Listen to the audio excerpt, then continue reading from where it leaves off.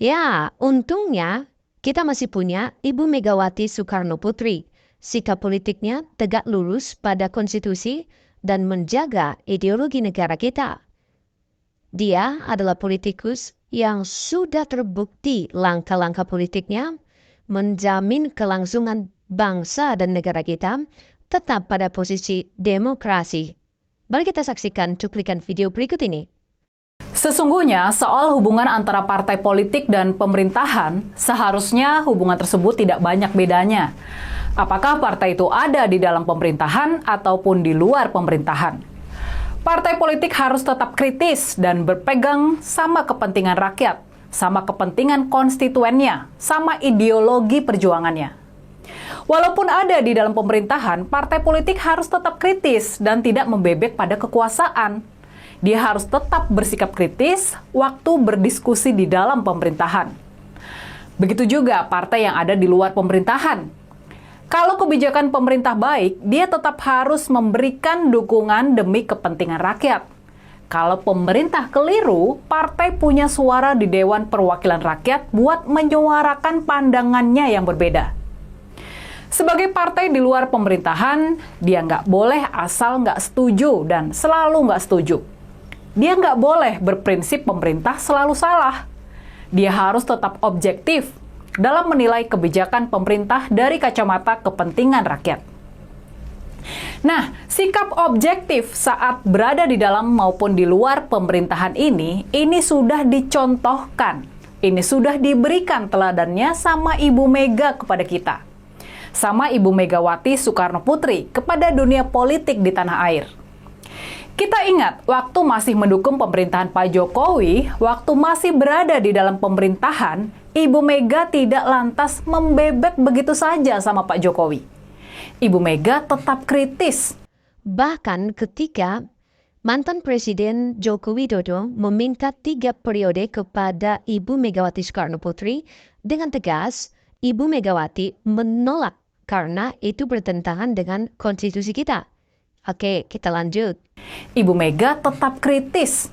Waktu Pak Jokowi menginginkan masa kekuasaannya diperpanjang menjadi 3 periode dengan dalih rakyat sangat puas sama pemerintahannya.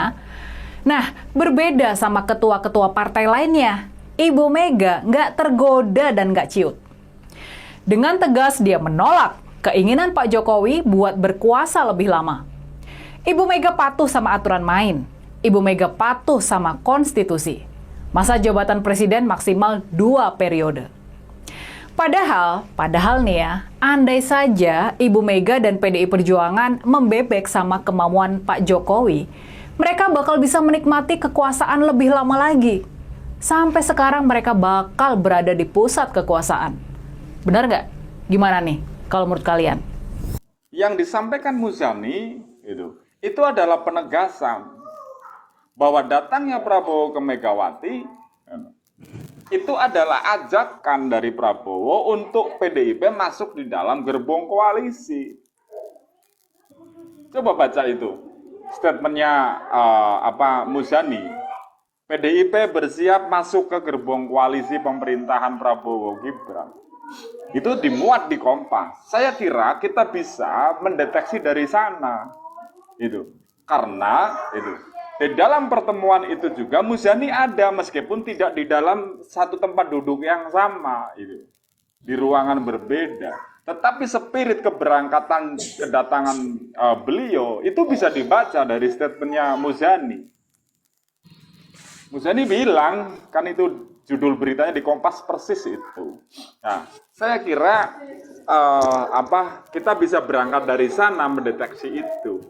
Jika benar yang disampaikan Muzani adalah muatan atas kedatangan Prabowo, saya bilang Prabowo proposalnya keliru setelah beberapa jam mengeluarkan kebijakan yang tidak populis terkait dengan kebijakan pembukaan seluas-luasnya impor ini. Nah, ini apakah ada sambungannya? 2 minggu yang lalu sampai juga kepada saya informasi bahwa Menteri Pertanian itu akan diresapel. Maka sebenarnya saya nunggu Senin besok atau hari Jumat besok akan ada resapel di kabinet. Gitu, Mas. ketika ada reshuffle kemudian yang masuk adalah gerbong dari PDIP, bisa jadi dari eksternal atau internal PDI, gitu. Bisa saja. Tetapi kalau itu yang terjadi, artinya hari ini saya bilang rakyat melawan kekuatan partai, maka tidak ada kekuatan partai yang menjadi rumah besar bagi perjuangan kerakyatan. Kalau kita mengukur dari kebijakan yang dikeluarkan oleh pemerintah hari ini, itu Bang. Saya berharap PDIP tegak lurus pada patsun ekonomi kerakyatan, gitu Bang. Maka kebijakan pembukaan impor seluas-luasnya ini juga akan ditolak oleh PDIP. Harusnya demikian, gitu Bang. Oke, siap. Terima kasih, Mas Suha. Tentang pembukaan keran impor sebesar-besarnya, saya pikir terjadi misleading information, ya. Seperti karena tidak secara spesifik apa yang dibuka nih, pernyataan Pak Prabowo ini. Saya belum mendengar semua pidato secara lengkap, jadi saya tidak berani menafsirkan. Tapi kalau saya lihat dari beberapa video potongan, memang ini akan menimbulkan salah perspektif di masyarakat. Seolah-olah semua dibuka. Apakah yang dibuka hanya bagian tertentu atau kuota yang sebenarnya tidak adil, yang biasanya hanya para kartel-kartel yang menikmati, saat ini bisa pedagang-pedagang kecil, pengusaha kecil melakukan impor juga. Jadi kita harus mendapatkan informasi secara jelas tentang pernyataan Prabowo membuka seluas-luasnya impor, ya. Karena setahu saya sampai saat ini masih tidak ada impor beras, dan yang seperti dikatakan oleh Prabowo Subianto. Apakah ini adalah sebagai ucapan atau statement Prabowo yang misleading, atau ini adalah penafsiran, ya? Ya Mas Suha, silakan. Pernyataannya Prabowo sebagai presiden jelas tentang pembukaan selebar-lebarnya termasuk impor beras. Itu, Bang. Maka ini kontradiktif dengan kebijakan sebelumnya. Ya, oke, sebentar. Impor harusnya beras begitu ditutup. Mas Suha. Gitu. Harusnya. Ya. Oke, Mbak Dewi tahan. Oke, maka kita Mas Suha lihat besok, gitu. Oke. Mas Suha, kita sebentar, lihat Mas Suha. apakah kemudian ya, Mus. Oke. Oke, tahan dulu Mas Suha, tahan dulu. Saya sendiri mendengarkan berita potongan itu tidak ada membuka beras.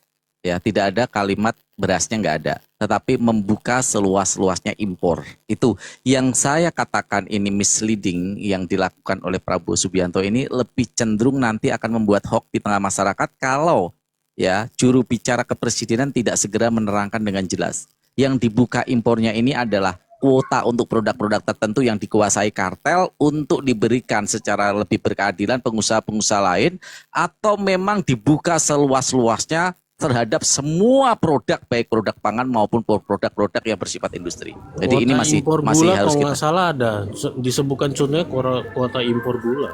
Disebut kuota impor beras. Gula Oke, beras. saya coba nanti akan mencari informasi lebih luas lagi ya. Saya akan mencari informasi lebih luas lagi karena video yang saya dengar tidak ada. Mungkin itu potongan ya. Makanya kalau saya belum paham, saya tidak akan membuat statement yang pasti, tetapi ini memang menimbulkan kontroversi karena ini menjadi kontra argumentum, ya, kontradiktif dengan apa yang dinyatakan Prabowo yang tidak melakukan impor beras. Oke, kita ke Bang Lindung Siaan dulu.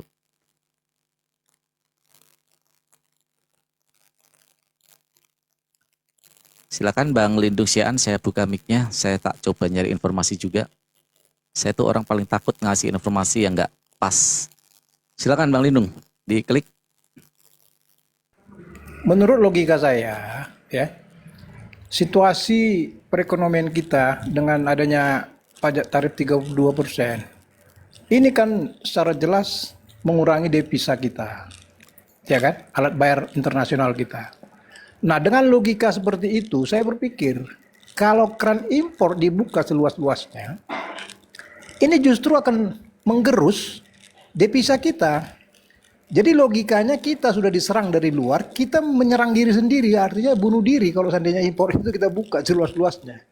Makanya kalau melihat pernyataan itu, yang bisa saya analisa, yang dibuka itu sebenarnya mungkin kemungkinan besar itu adalah pelaku impor. Artinya selama ini mungkin impor itu monopoli oleh perusahaan-perusahaan API tertentu. Jadi mungkin dengan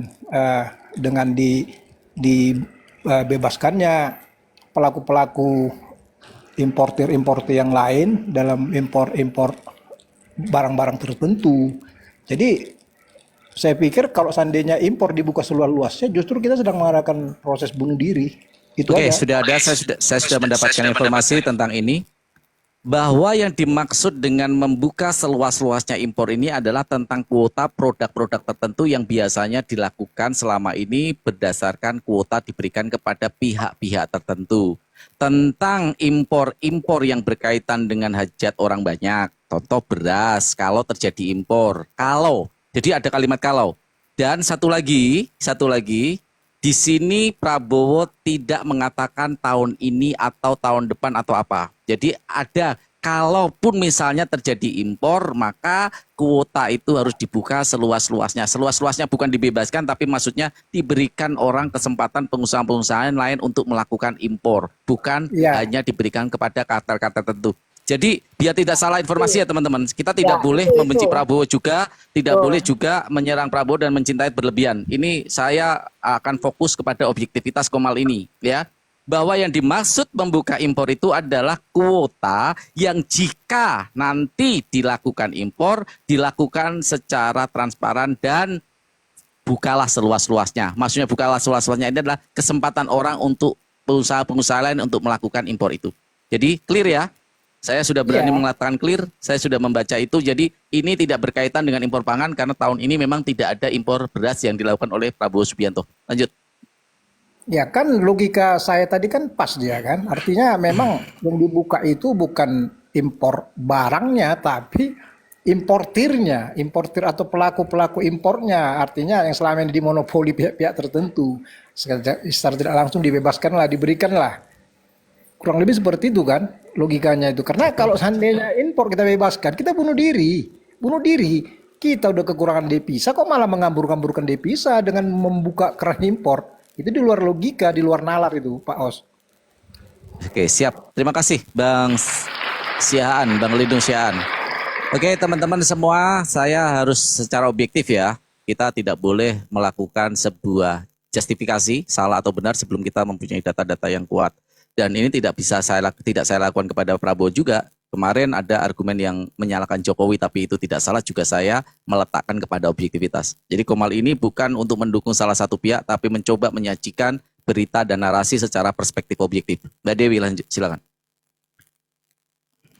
Iya, tadi saya sudah jelaskan itu dalam kuotanya ya, kuota impor itu tidak dimonopoli oleh satu perusahaan saja atau satu atau dua tiga perusahaan saja gitu. Jadi kalau ada perusahaan-perusahaan lainnya yang memang mereka bisa melakukan impor ya silahkan gitu dan tidak membatasi kuotanya gitu. Jadi ini istilahnya diberlakukan pemerataan lah gitu. Itu yang dilakukan oleh Pak Prabowo. Untuk apa ya? Untuk peningkatan perekonomian kan begitu. Oke, apalagi jika benar itu yang dimaksud adalah pembukaan kuota impor bisa dipegang oleh semua perusahaan, maka artinya akan lebih banyak pihak-pihak yang bisa membunuh petani kita, yang bisa semakin banyak orang yang menghancurkan ekonomi nasional kita di tingkat real. Ini persoalannya. Persoalannya sebenarnya bukan siapa yang mendapatkan hak impor itu. Jikalau, paham tidak ada kata jikalau. Paham.